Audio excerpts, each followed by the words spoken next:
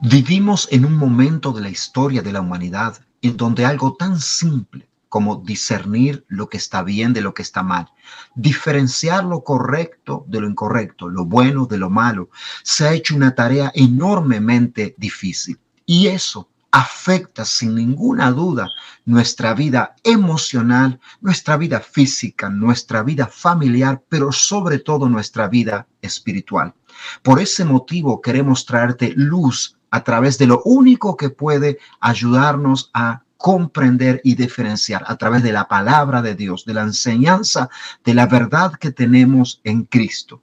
Espero que este mensaje traiga a tu vida luz, que te bendiga y te edifique y que de esa forma cambie totalmente la forma en la cual tú vives, pero que no únicamente eso, sino que tenga una trascendencia para la eternidad. Que Dios te bendiga y no te olvides de dejar tu like y suscribirte a nuestro canal si es que te ha gustado. Continuar con este camino, ¿no es cierto?, en donde Jesús atravesó por diferentes circunstancias, atravesó por diferentes momentos para llegar al Getsemaní, para llegar a la cruz y para llegar al domingo con ese broche de oro de resurrección. Diferentes situaciones se presentaron en Jesús y la gran mayoría de ellas con connotación negativa. No fueron las más agradables, no fueron favorables. Y aunque esta que vamos a tratar hoy da la apariencia de algo favorable, Jesús distingue, percibe, discierne que no lo es. En este momento que vamos a tratar hoy, la situación que vamos a tratar hoy, Jesús estaba queriendo ser cuidado nada más y nada menos, ¿sabes por quién? Por Satanás. Porque hay momentos donde Satanás quiere cuidarte. Quiere cuidar nuestras vidas. Y fue lo que ocurrió aquí en esta ocasión, que se encuentra en el Evangelio de Marcos, capítulo 16. Y aunque vamos a ver un poquito antes del versículo 21 y de lo que vamos a leer ahora, vamos a después hablar un poco de lo que ocurrió antes para tener contexto. Vamos a comenzar leyendo desde el versículo 21 en adelante hasta el 26. Y si te puedes poner de pie, si puedes ponerte de pie, fantástico. Así podemos leer la palabra de Dios. En el momento en donde Jesús está queriendo ser cuidado por Satanás. Por eso el título del mensaje de hoy es Cuando Satanás quiere cuidarte. Mateo 16, comenzando desde el versículo 21. ¿Están listos? ¿Podemos arrancar? No, perdón, era Mateo. ¿Yo dije Marcos? Ah, perdón. Qué bueno que están atentos, ¿eh? Más atentos que yo están. Mateo 16, comenzando del versículo 21. Lo tengo aquí adelante. Mateo 16, ¿lo tienen todos? ¿Podemos arrancar? ¿Sí? Dice así. Desde entonces comenzó Jesús a declarar a sus discípulos que le era necesario ir a Jerusalén y padecer mucho de los ancianos, de los principales sacerdotes y de los escribas, y ser muerto, y resucitar al tercer día. Versículo 22. Entonces Pedro, tomando la parte, comenzó a reconvenirle diciendo, Señor, ten compasión de ti. En ninguna manera esto te acontezca. Pero él, volviéndose, dijo a Pedro, quítate de delante de mí, Satanás. Me eres tropiezo, porque no pones la mira en las cosas de Dios, sino en la de los hombres. Entonces Jesús dijo a sus discípulos, si alguno quiere venir en pos de mí, niéguese a sí mismo y tome su cruz y síganme. Porque todo aquel que quiera salvar su vida, la perderá. Y todo aquel que pierda su vida por causa de mí, la hallará. Porque ¿qué aprovechará el hombre si ganara todo el mundo y perdiera su alma? ¿O qué recompensa dará el hombre por su alma? Padre, gracias por esta tu palabra, la cual no necesita ser agregado nada y es suficiente. Es suficiente para convertir el alma, para traer salvación y cumplir todo el propósito por el cual tú la envías. Yo te ruego, Dios, en el nombre del Señor Jesucristo, Que seas tú, Señor, en mi vida. Que seas tú, Espíritu Santo, el Maestro. Que seas tú obrando, Señor, y continúes en mi vida, en mi corazón, confrontando, redarguyendo todo lo que es necesario cambiar en mí. Y de la misma forma sea sobre la vida de mis hermanos esta mañana. Tu palabra que no cae, Señor, vacía, que dé fruto abundante en sus vidas. Que no sea aquí algo rutinario, sino que sea el deseo del corazón, el ser transformado a tu imagen, Cristo. Y que así de esa forma tu nombre sea glorificado. Te lo pido en el nombre de Jesús. Amén y amén. Puedes tomar tu asiento. Estamos, como les dije en un comienzo, de camino a la Pascua. Y es el momento más glorioso del pueblo cristiano. Si tú eres cristiano, la semana que está por venir ahora, el 13 de abril, comenzando con lo que se conoce como Domingo de Ramos, ¿no es cierto? La entrada triunfal de Jesús a Jerusalén es la semana más gloriosa del pueblo cristiano, de mayor alegría, de mayor celebración. Vuelvo a repetir, la Pascua es una oportunidad de salvación, porque eso es lo que representa la Pascua, la salvación. Dios salvó en el Antiguo Testamento al pueblo de la esclavitud de Egipto y también representa liberación, porque al liberarlo de Egipto representa hoy para nosotros la liberación sobre el ser humano de las cadenas del pecado. Y también para todo aquel que ya ha vivido esto, es una oportunidad de revitalización espiritual. Tal vez tú en estos tiempos estás frío espiritualmente. Tal vez para ti la iglesia es una rutina o tal vez no hay interés realmente en leer la palabra, orar. No arde un deseo en tu corazón por las cosas del Señor. Yo quiero decirte que esta semana en la cual estamos entrando, estamos abriendo camino, es tu oportunidad para que avives tu espíritu y profundices en la búsqueda de Dios, para que vuelvas al primer amor. Es una oportunidad de un nuevo comienzo para muchos. Si nosotros nos recordamos cuando hicimos el primer mensaje con respecto a la Pascua, que fuimos a la primera Pascua en Deuteronomio, ¿se recuerda? En Éxodo, capítulo 12, vimos que la primera Pascua instituye el Señor y les dice, este será para vosotros el comienzo de los tiempos, porque marcaba una nueva historia para el pueblo. Y eso es lo que representa la Pascua, es una nueva historia para todo aquel que es alcanzado por el Cordero Pascual, que es Cristo.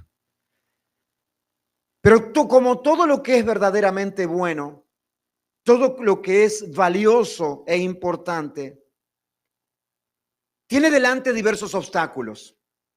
Aquellas cosas que no son productivas para la vida, tú las alcanzas fácilmente. Es más, hasta se te ofrecen sin hacer mucho esfuerzo, pero las buenas cuestan. Las buenas tienen obstáculos, tienen diversas dificultades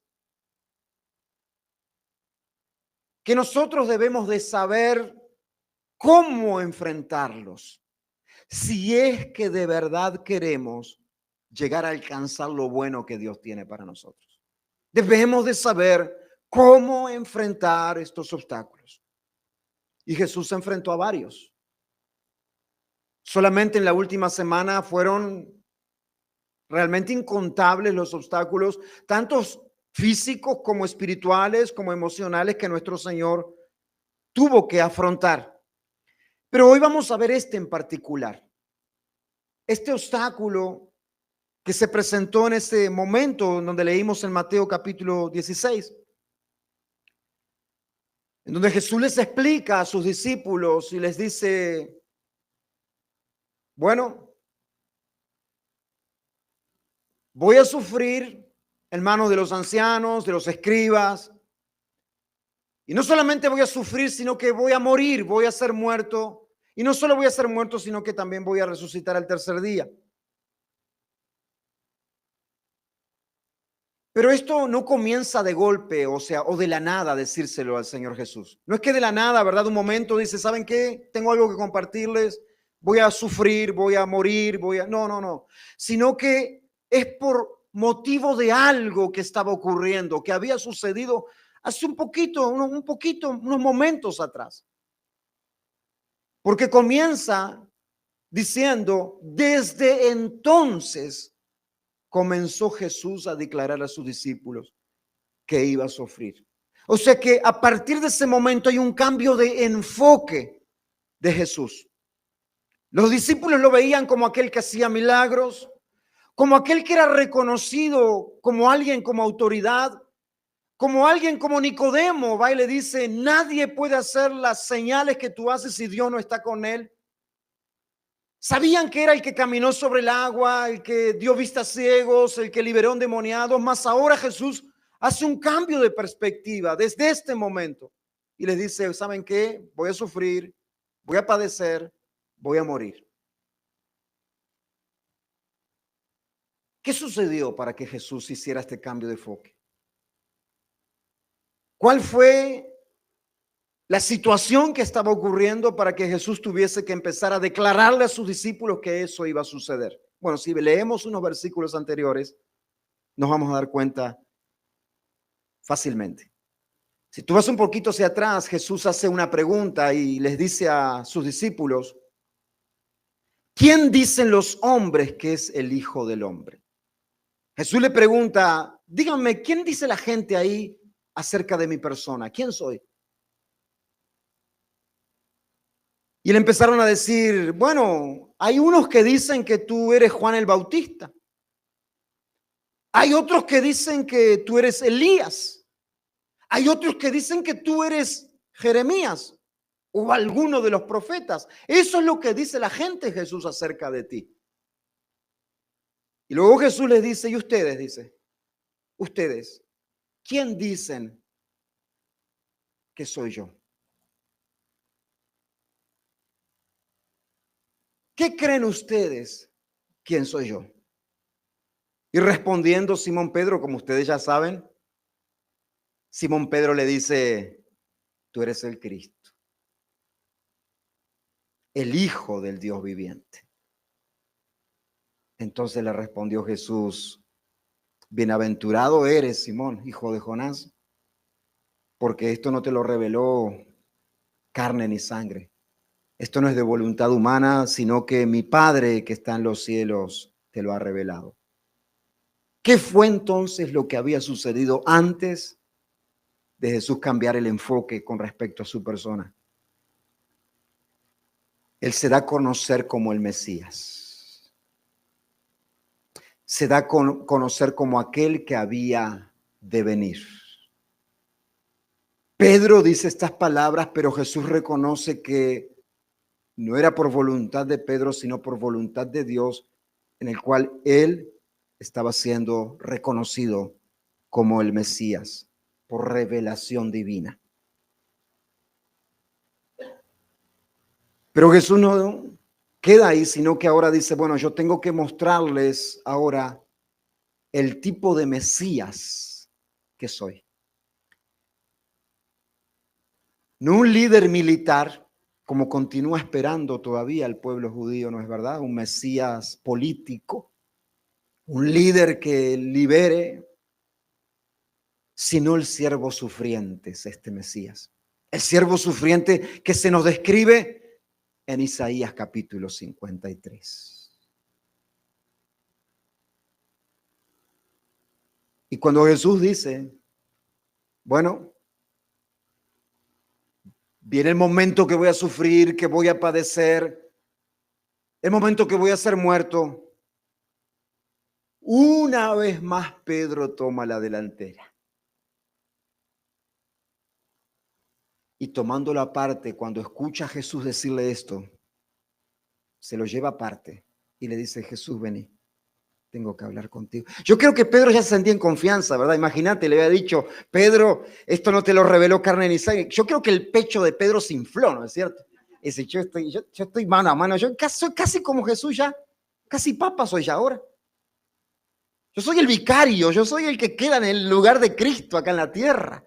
Y se le infla el pecho y dice que Jesús, cuando lo escucha decir esto, imagínense este momento, esta situación, ahí los discípulos escuchando y Pedro ahí, y dice, Jesús dice, bueno, viene el momento en que me toca sufrir y padecer en manos de los ancianos, de los escribas, y voy a morir. Y Pedro, ven Jesús, ven y que tengo que hablar contigo. Bueno, y se lo lleva aparte, porque dice que no quedó ahí en el medio, se lo llevó aparte. Dice, Jesús, yo soy más cercano a ti, ven. y comenzó a reconvenirle, ¿verdad? En cierta forma le comenzó a decir: Jesús, replantéate lo que te estás diciendo. O sea, piensa bien lo que vos estás diciendo. Y le dice: Señor, ten compasión de ti. Este Pedro es tremendo, ¿no? Señor, ten compasión de ti, ámate un poquito. En ninguna manera te acontezca eso que tú estás diciendo. Pero ya había entrado en confianza realmente con Jesús. Después de ese tremenda reconocimiento que recibe de él, lo lleva aparte y lo empieza a aconsejar. Y lo quiere hacer entrar en razón aparentemente al Señor. Mas tamaña sorpresa es la que se lleva a Pedro, porque en lugar del reconocimiento que habían tenido anteriormente, yo creo que yo me pongo en el lugar de Pedro. Yo estaría esperando que me dijera Jesús: Pedro, pero vos sí que la tenés clara, Pedro. Qué tremendo, hermano. No solamente te fue revelado que soy el Mesías, sino que ahora también, mira, te estás dando cuenta de cosas que yo no me he percibido. Pero tamaña sorpresa es la que se lleva a Pedro, porque de ser el iluminado por Dios pasó a ser Satanás. Porque le dice, volviéndose Jesús a Pedro: quítate de delante de mí, Satanás.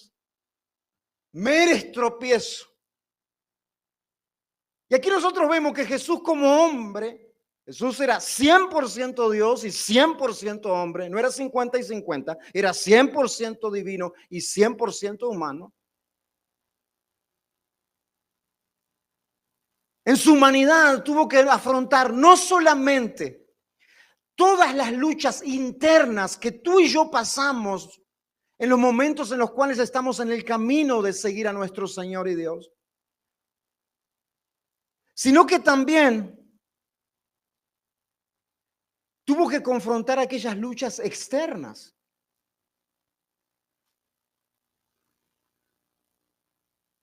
Y en este caso, esta es muy particular, es muy especial. Y aunque Pedro claramente no es Satanás, ¿no es cierto? Pedro era Pedro. Pero en ese momento está siendo un instrumento de él. Pasa a ser de aquel el cual recibe la revelación de parte de Dios del Mesías a ser un instrumento de Satanás.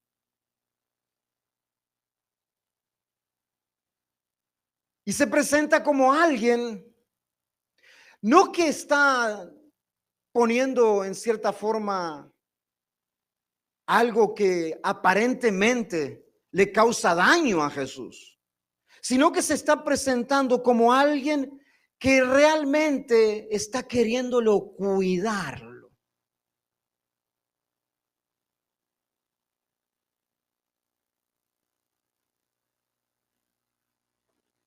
Ten compasión de ti, le dice. Que ni de ninguna manera te suceda eso. Y eso mismo ocurre muchas veces en nuestras vidas. Se presentan, ya sea personas o nuestra propia concupiscencia, nuestros propios deseos, como algo que quieren cuidarnos, pero que en realidad están siendo instrumento no de Dios, sino de Satanás.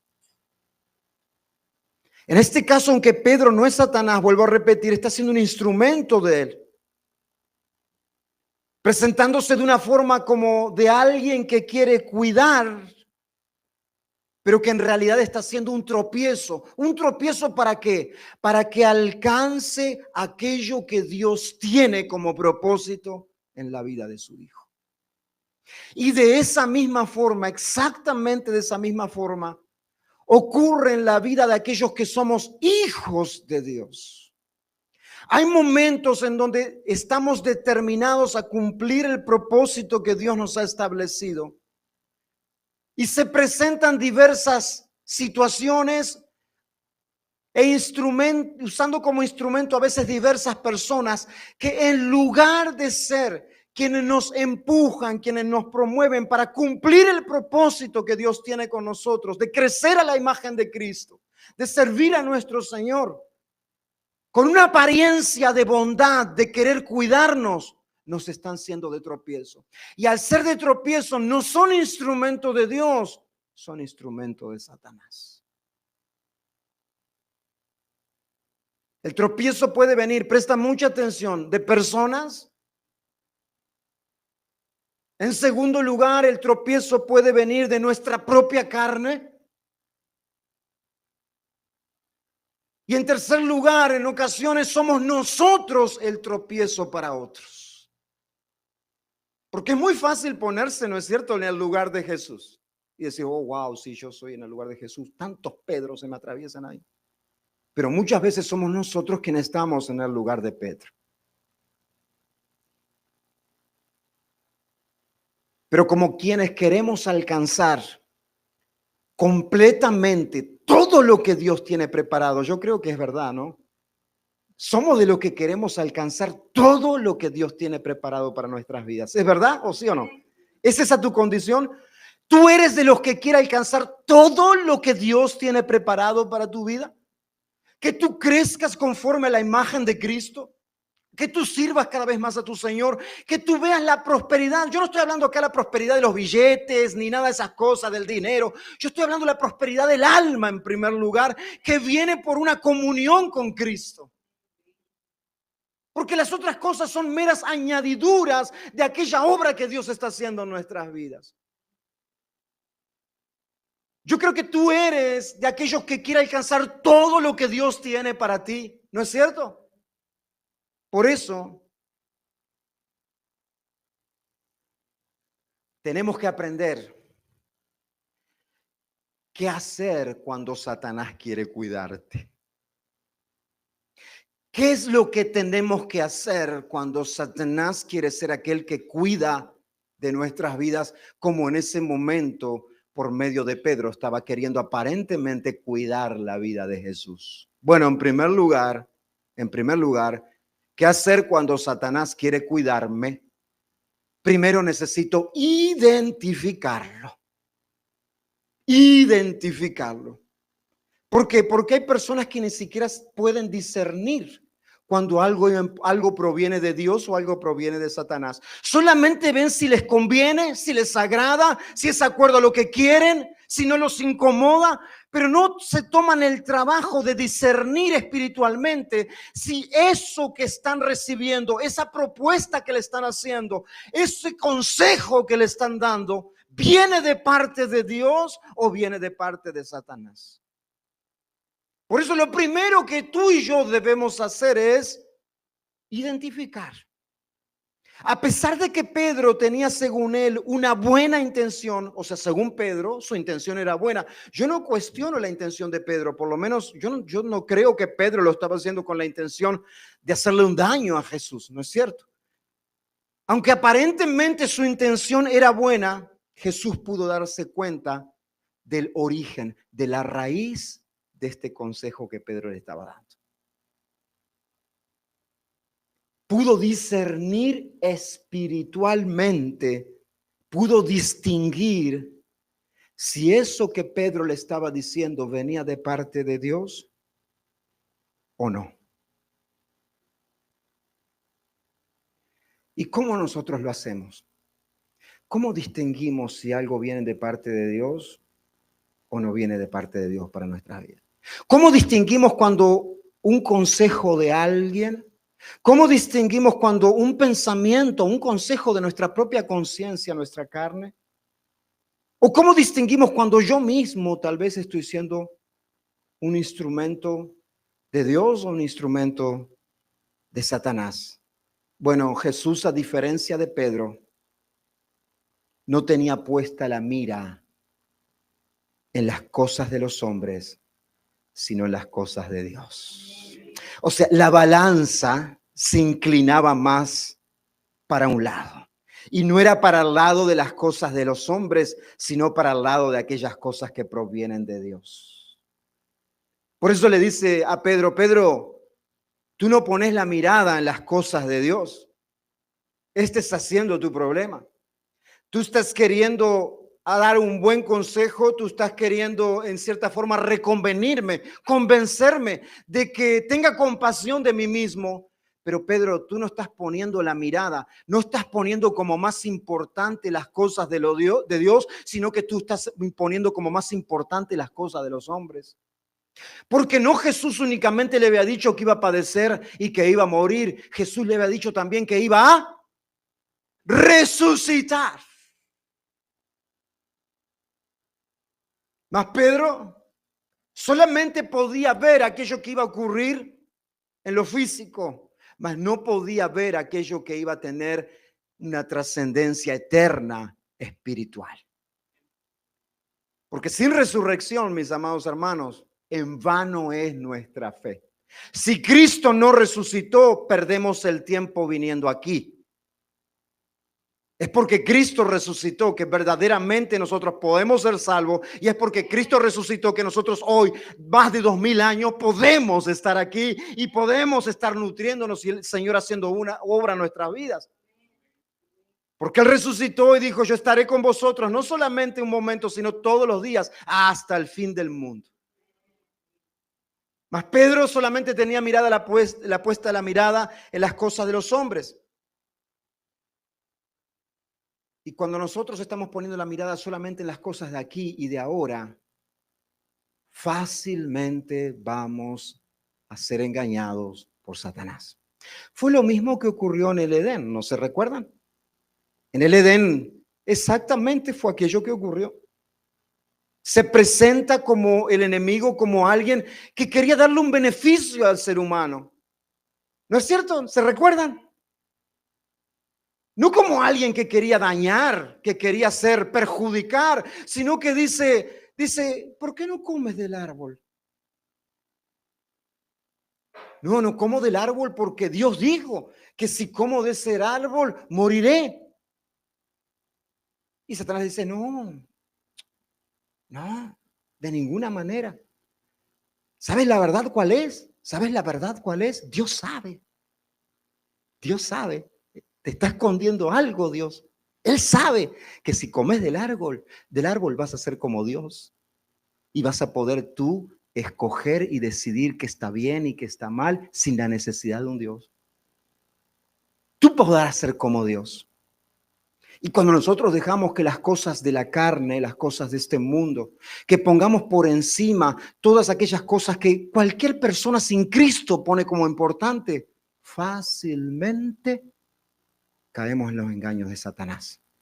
Cuando somos, presta atención, cuando somos personas que tenemos la misma forma de pensar que una persona que no camina con Cristo, que es cristiana, tenemos el mismo estándar de valores. No hay diferencia en los valores. No hay conflicto de moralidad entre la persona que dice tener a Cristo y la que no dice tener a Cristo. ¿Sabes qué? Tú no solamente eres engañado fácilmente por Satanás, sino que también eres uno de sus instrumentos para otros. Por eso ten cuidado cuando no existe ningún conflicto con tus amistades que no son cristianas. Porque yo no estoy diciendo aquí que vamos a pelear o que vamos a estar discutiendo todo el tiempo, pero hay algunas cosas en las cuales no va a haber comunión, no va a haber concesión, va a haber conflicto. Cristo dijo, yo no he venido a traer paz. ¿Se recuerdan? Como el príncipe de paz. No, yo no he venido a traer paz, yo vine a traer espada. Vine a poner al padre en contra de la madre, vine a poner el hijo en contra. ¿Se recuerdan? ¿Qué está queriendo decir con esto Cristo? ¿Que Él vino a traer la discordia? No, es que no hay comunión entre las tinieblas y Baal y la luz. No hay comunión entre Baal y la luz y Cristo. Causa conflicto. El nombre de Jesús es causa de conflicto. ¿Tú te has puesto a ver que muchas shows en donde a veces seculares se presentan personas que dicen cristianas, pueden ser cantantes, pueden ser hasta predicadores, y se presentan, ¿verdad?, en un show a veces secular? La mayoría de las veces mencionan a Dios, pero no mencionan a Jesús. Y cuando les hacen preguntas que realmente tienen que dar una respuesta bíblica, se tornan, ¿verdad? Ambiguos. Bueno, tal vez no, no, hermano, no hay comunión. Y uno amablemente puede poner sus posturas. Por eso, en este caso, le dice, Pedro, tú estás poniendo la mirada en las cosas de la tierra, en las cosas de los hombres. Por eso tú no estás pudiendo darte cuenta aquello que a mí me toca hacer. Por más buena intención que hayas, tú si te recuerdas, no quiero detenerme mucho en este punto, pero si te recuerdas, algo muy similar ocurrió con Nehemías. Cuando Nehemías recibe la misión de reconstruir las murallas en Jerusalén, ¿se recuerdan? Que tiene los enemigos, Tobías, Sanballat y todos esos enemigos que hicieron primero por el miedo quisieron detenerlos, luego por las amenazas quisieron detenerlos, pero como vieron que nada de eso funcionaba, les enviaron mensajeros con cartas invitándolo a Nehemías. Nehemías, mereces un descanso, tú estás fajado en la obra, Nehemías. Date un descanso, hombre. Tú trabajas mucho, tú haces mucho para estar involucrado en la obra del Señor, ¿se recuerdan? Y en Nehemías capítulo 6 le dice esto: cuando oyeron Sanballat y Tobías y Gesem el árabe que la obra continuaba, que no se detenía, que no había manera de detenerla, los demás de nuestros enemigos, que yo había edificado el muro, que el muro estaba completo y que no quedaban en el portillo, Sanballat y Gesem enviaron a decirme, ven, Nehemías, ven, reunámonos en alguna de las aldeas o en el campo de Ono. Reunámonos, Nehemías, ven con nosotros, vamos a conversar. Tómate un tiempo, un descanso. Pero mira lo que nos dice, más ellos habían pensado no reunirme para que descanse, sino que habían pensado hacerme el mal. Y entonces les envié mensajeros diciendo, yo hago una gran obra. Yo tengo mi mirada puesta en aquello que Dios me dio para hacer. Yo hago una gran obra y no puedo ir, porque si voy, cesaría la obra dejándola yo para ir con ustedes. Es como cuando te invitan a lugares, ¿verdad? Cuando te invitan a determinados lugares en donde tú sabes que realmente no te van a ayudar a crecer en Cristo. Por lo contrario, tú tienes que decir, yo tengo una gran obra por hacer. Yo estoy ocupado. Y si voy, dejaría esa obra. Hace un tiempo atrás, bastante tiempo atrás, es alguien que no está aquí. Había alguien en la iglesia, en la congregación, que quería ser líder. Está bien, y es un deseo noble. Dice la palabra de Dios en Timoteo, nos dice que el que anhela obispado, el que anhela ministerio en la casa de Dios, buena cosa anhela. ¿Verdad? Es algo bueno, es algo noble. Y deseaba ser líder. Gloria al Señor, qué bueno que se levanten hombres y mujeres a liderar en la casa del Señor. Y en una ocasión me cuenta uno de los hermanos y me dice, dice, yo fui a pedir consejo a tal hermano, tal, y dice, qué bueno, acerca de una debilidad que tengo en mi carne. Qué bueno, dice, qué bueno. ¿Y qué te dijo? Oh, no, fue tan bueno, dice, porque él me dijo, mira, Dios te entiende. Dios sabe lo que es sentirse así. Él sabe que tú eres humano. ¿Y qué más? ¿Qué más? ¿Te dijo algo más? Porque es verdad, Dios sabe lo que siente el ser humano. Él lo sabe porque fue humano, pero ¿te dijo algo más? No. Después oramos y ya está. Sí, Dios te entiende.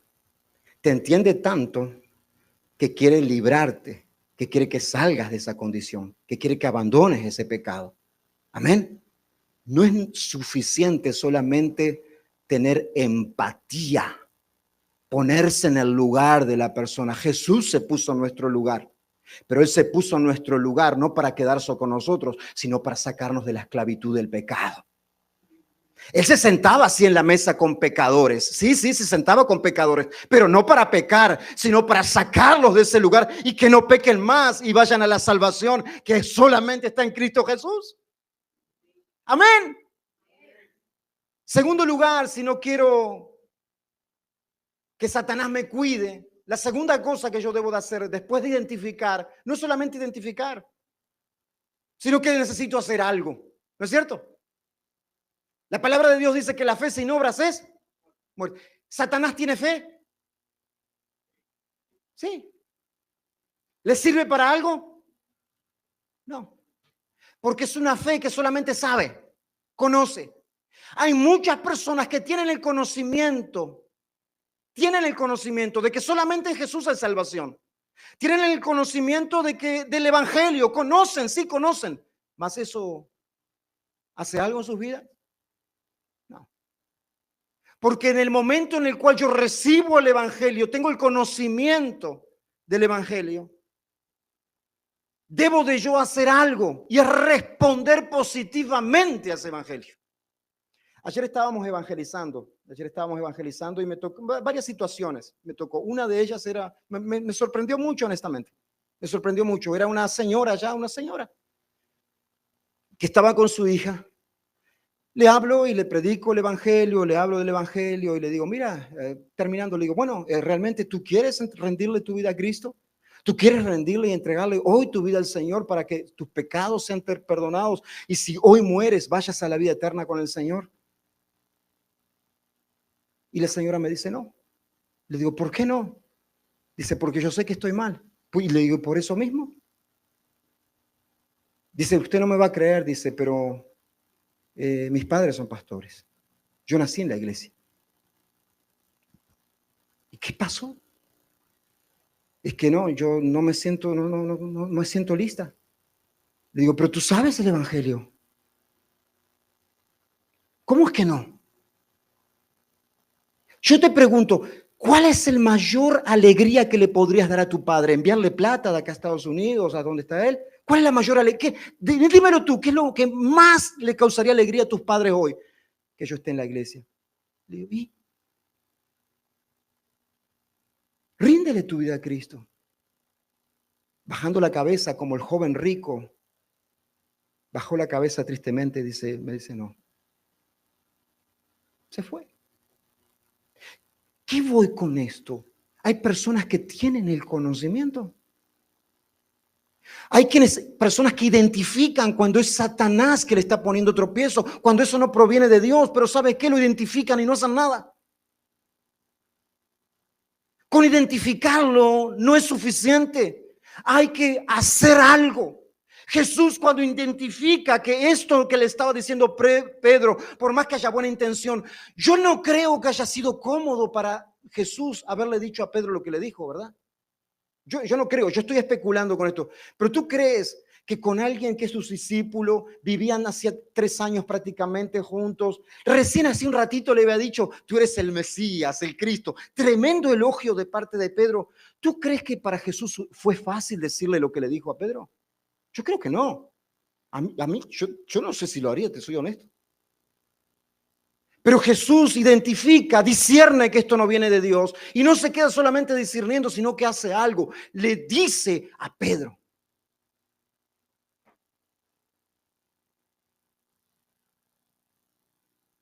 Le dice a Pedro, ¿sabes qué, Pedro? Tú me eres de tropiezo. Esta palabra en griego es escándalo, escandalón, tropiezo. No se queda simplemente diciendo, bueno, Pedro ya va a llegar el día que lo va a entender, se va a dar cuenta que en este momento él erró. No. Pedro, sal de mí, Satanás, porque me está haciendo tropiezo. No continúes queriéndome cuidar, porque no me estás cuidando. No continúes insistiendo, porque esto que tú me estás diciendo o esto que estás haciendo no proviene de Dios. Y hay momentos, hermano, en donde nosotros tenemos que tomar una postura en el conocimiento de aquello que es contrario a Dios y hacer algo. Porque si no hacemos nada, no te creas que la situación va a quedar igual, va a empeorar. Si Jesús no le hubiese dicho nada a Pedro, nosotros no teníamos esta información ahora. Cuando tú sabes que alguien no proviene de Dios, ya sea que es de tropiezo para tu vida espiritual, tú tienes que hacer algo. Cuando algo es unas amistades son de tropiezo para tu vida con Dios y tu comunión con Dios, y tú les has hablado de Cristo, lo has querido traer a la iglesia, le has mostrado el amor del Señor, pero continúan queriéndose arrastrar hacia las cosas contrarias a Dios, son de tropiezo y lo has identificado, tienes que hacer algo.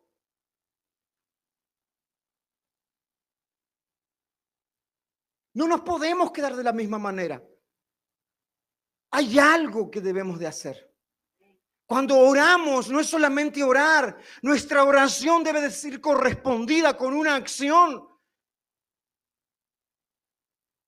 Señor, ayúdame a buscar un trabajo, por favor, Señor. Me quedo durmiendo hasta las 12 del día.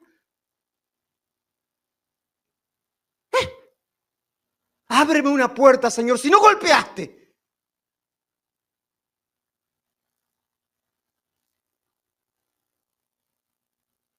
Hay que hacer algo. Jesús, siendo Dios, no se quedó con el deseo de cumplir el propósito, lo hizo. Hay muchos que se quedan solo con el deseo, solo con el conocimiento, solo experimentando el sabor de lo que es seguir a Cristo, pero no lo siguen. Hay que hacer algo. Yo creo que tú ya has experimentado lo que es obedecer al Señor y hacer algo, que remover algo que es de tropiezo y en obediencia a Dios. Ya lo has experimentado. ¿Qué es lo que te está deteniendo ahora? Yo te pregunto, ¿qué es lo que te está deteniendo ahora para quitar ese tropiezo en tu vida? Para dar un paso. Porque Jesús, en este nuevo enfoque que le estaba dando a sus discípulos, Él no les dice, ¿saben qué? Yo la verdad no quiero, ¿saben qué? No, esto no es ni siquiera es importante que yo padezca, que yo sufra, pero bueno, lo tengo que hacer. No, Jesús le comienza diciendo, me es necesario que padezca, que sufra y que muera. Me es necesario que esto suceda conmigo. Hay cosas que nosotros necesitamos hacer en el momento que tenemos el conocimiento. Si a ti te ha llegado el conocimiento en áreas de tu vida con respecto a algo y tú estás dejando el tropiezo ahí, va a llegar un momento, hermano, va a llegar un momento en donde el control que crees que tienes de la situación se te va a ir de tus manos. En tercer lugar y último, si no quiero que Satanás me cuide, ¿quién quiere que sea Satanás el que lo cuide aquí? Están atentos, todavía están despiertos. Si no quieres que Satanás te cuide, no solamente hagas algo, sino que debes de poner lo correcto en su lugar. Poner lo que es correcto en su lugar. Después que Pedro le dice, ¿sabes qué? Que Jesús le dice, Pedro, tú me eres de tropiezo, tú estás siendo instrumento de Satanás. ¿Por qué? Porque tú no estás poniendo la mirada en las cosas de Dios. Tú estás queriendo aquí poner la mirada en las cosas de los hombres. Tú te crees ahora que vas a ser el Papa. Te crees ahora que no sé, claro, que tenés el cielo ganado. Le dijo eso, hizo algo. En el versículo 24, Jesús pone las cosas en su lugar. Y si no prestaste atención hasta ahora, yo te pido por favor que en esto prestes atención. Porque esto es lo más importante que Jesús tiene para decirnos hoy. Jesús les dijo a sus discípulos, Jesús me dice a mí y Jesús te dice a ti ahora. En el versículo 24. Escúcheme bien, Pedro y el resto de los discípulos, dice el Señor. Si alguno quiere venir en pos de mí, niéguese a sí mismo y tome su cruz y sígame. ¿Cuál era el padecimiento, el sufrimiento que Pedro quería evitarle a Jesús? ¿Cuál era? La cruz, ¿verdad? La muerte, la cruz. De ninguna manera eso te acontezca, Señor. Ámate a ti mismo primero. Y uno escucha a este predicador hablando esa babosada, ¿no? Es que hay cosas que tienen que ser llamadas por su nombre. Ámate a ti mismo primero. Ama a Dios primero. Ama al Señor. Ese es el primer y gran mandamiento. Amarás al Señor tu Dios con todo tu corazón, con toda tu alma y con todas tus fuerzas. Y el segundo es similar al primero. No es ámate a ti mismo, ama al prójimo.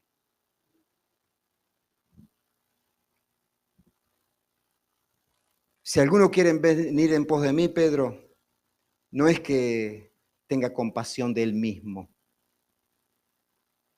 No es que sea el mártir y la víctima, sino que niéguese a sí mismo. ¿Qué es negarse a sí mismo? Es negar todas aquellas cosas, deseos, sueños, planes, presta atención, que son contrarios a los deseos, sueños y planes que Dios tiene preparados desde antes de la fundación del mundo para que andemos en ellos.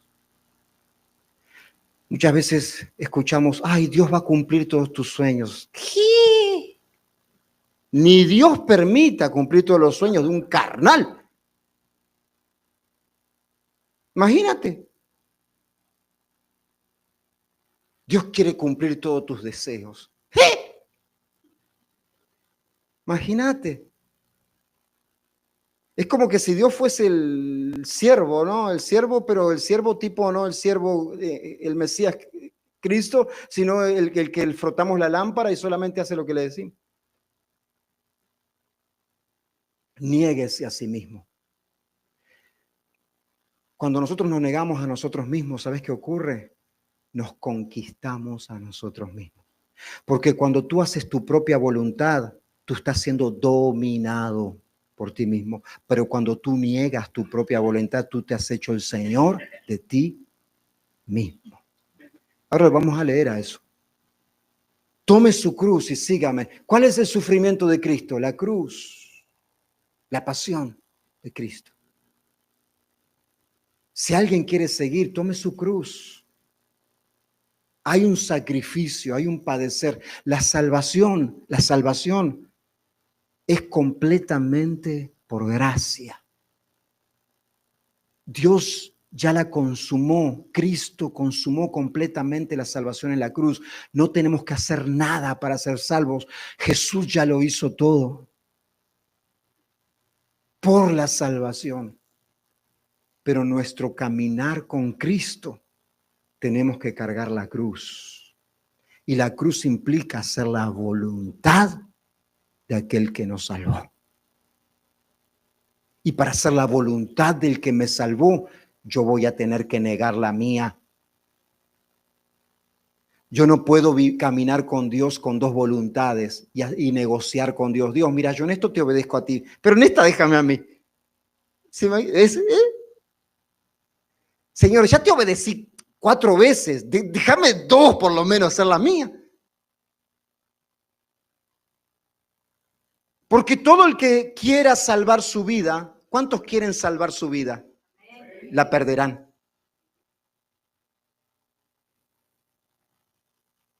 Todo el que quiera salvar su vida, ay, yo quiero sí vivir mi vida, vive la vida loca, yo quiero vivir mi vida, solamente se vive una vez, tengo el derecho de ser feliz, tengo el derecho de tener compasión de mí mismo, amarme a mí mismo y quitar todo lo que no me hace feliz, yo quiero ganar mi vida, la vas a perder.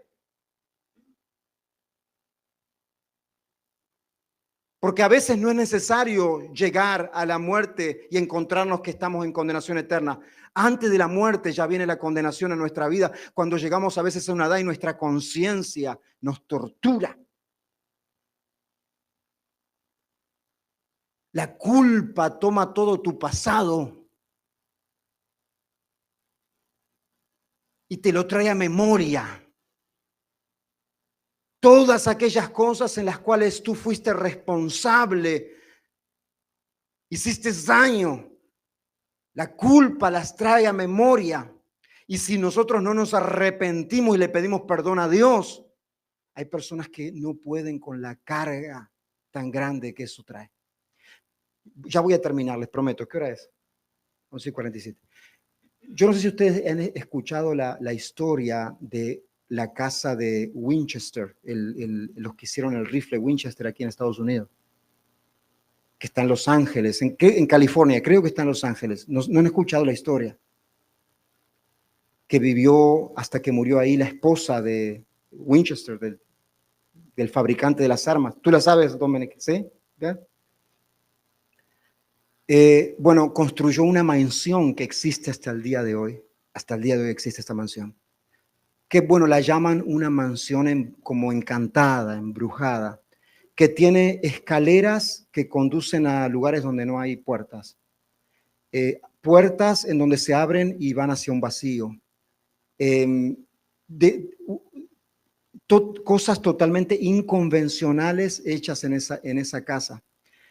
Y la razón por la cual esa casa fue hecha de esa manera y fue hecha con tanta extravagancia y lujos fue porque la esposa de Winchester, ella murió con un peso tan grande de culpa que la atormentaba, y dice que ella escuchaba en su mente y en la casa de todo tipo de voces y realmente llegó al punto de la locura, porque todo el dinero que habían hecho, incluyendo con esa casa, fue hecho con el dinero de las armas, los Winchester, que fueron usados para matar a tantas cantidad de personas.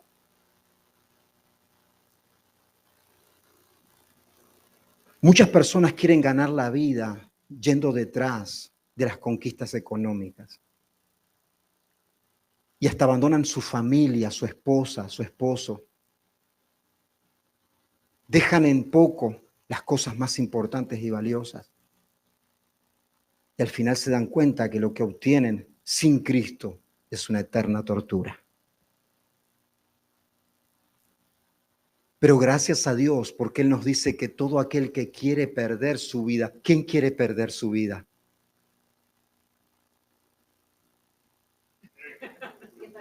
¿Quién quiere perder su vida?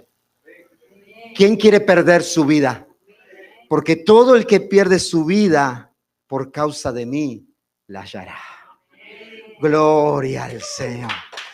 Todo el que quiere perder su vida por causa de Cristo, la hallará. Porque ¿de qué le sirve al ser humano, de qué le sirve al hombre si gana todo el mundo y al final pierde su alma? ¿O qué recompensa, qué dinero, qué sacrificio, qué conquista tan grande hará cualquier ser humano por su alma? Absolutamente ninguna. Lo que hace Cristo en este momento al recibir este cuidado de Pedro sobre su vida, pone las cosas en su lugar y le dice: Pedro, ¿sabes qué? Yo padeceré en manos de los ancianos, yo moriré, Pedro, pero ¿sabes qué? Con todo eso yo no estoy perdiendo mi vida, sino que la estoy entregando para volverla a tomar. Pedro, mi vida no va a quedar colgada en una cruz y en una tumba, sino que resucitaré al tercer día con poder.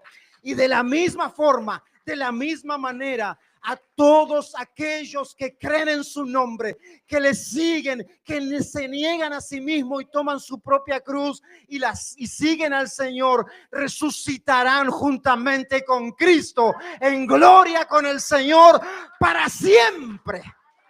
Para siempre. Amén. Por lo tanto, yo te recomiendo que no te dejes cuidar por Satanás, sino que sea realmente aquel quien tiene cuidado de nosotros, que es nuestro Señor y Dios. Que hagas conforme a aquello que es en su voluntad, y cuando no puedes, cuando ves que no tiene fuerzas, que a ti no te dan para hacer aquello que Dios está pidiendo, ruégale al Señor que te ayude y Él te dará. Él te dará la fuerza, Él te dará lo que necesitas. Porque lo que más le complace al Señor responder con prontitud es cuando les pedimos: Señor, que se haga tu voluntad y no la mía. Muchas oraciones nuestras están detenidas porque lo único que queremos hacer es nuestra voluntad y no la de Dios. Así el Señor hizo la voluntad del Padre y no lo detuvo ni Pedro siendo como instrumento de Satanás, ni nada. Él corrigió lo que estaba incorrecto. Porque cuando nosotros reconocemos el tropiezo y no podemos dejar un vacío, tenemos que poner ahí lo que es correcto. Esto es lo que se debe de hacer. Jesús establece el camino, no solo que Él debía de seguir, el de sus discípulos y el nuestro. Y así fue nuestro Señor. Así fue como Él cumplió el propósito por el cual vino a rescatar lo que se había perdido. Y así también Él quiere con nuestras vidas, Él quiere con la tuya y con la mía. Nuestro Señor quiere que si hoy hay tropiezo en tu vida, ya sea de personas o sea de tu propia carne, o tú tal vez estás siendo de tropiezo para alguien, porque muchas veces, mismo dentro de nuestra propia familia, mismo en la relación conyugal, en ocasiones es el esposo el que se opone a que la esposa busque de Dios. Replantéate esa relación. Si ya estás casado, ora y da buen testimonio como esposa, porque eso es lo que nos dice el Señor. Y tú también como esposo, si es lo contrario. Si tú estás de noviazgo, tú tienes que buscar a alguien realmente que sea aquello que se cumple en el que se estés, que nos dice mejor es dos que uno, porque cuando uno está abajo, sin fuerza, sin querer, el otro lo levanta. Pero no es tropiezo. No es tropiezo para buscar las cosas de Dios. Si no son como aquellos 4 amigos, ¿te recuerdas los 4 amigos que llevaron al paralítico? Y no lo dejaron entrar a la casa. Dijeron, no, acá no entran, está muy lleno. No entramos por la puerta, entramos por el techo, pero que a Jesús lo vemos. A que nuestro amigo sale caminando de acá, sale caminando. Esos amigos necesitas. Que cuando vos querés quedarte durmiendo, porque, ay, que está tan lindo para dormir hoy, me acosté tan tarde ayer sábado, que te dicen, no, que durmiendo, y te prenden la luz, un foco así enfrente al ojo. Te tiran un balde de agua, un vaso con agua, te salpican, te dicen que tienes la bendición para que vayas a la iglesia. Amigos que te dicen, vamos a orar, vamos a leer la palabra, vamos a buscar de Dios, vamos a arreglar nuestras vidas. Ese es Cristo. Vamos a orar.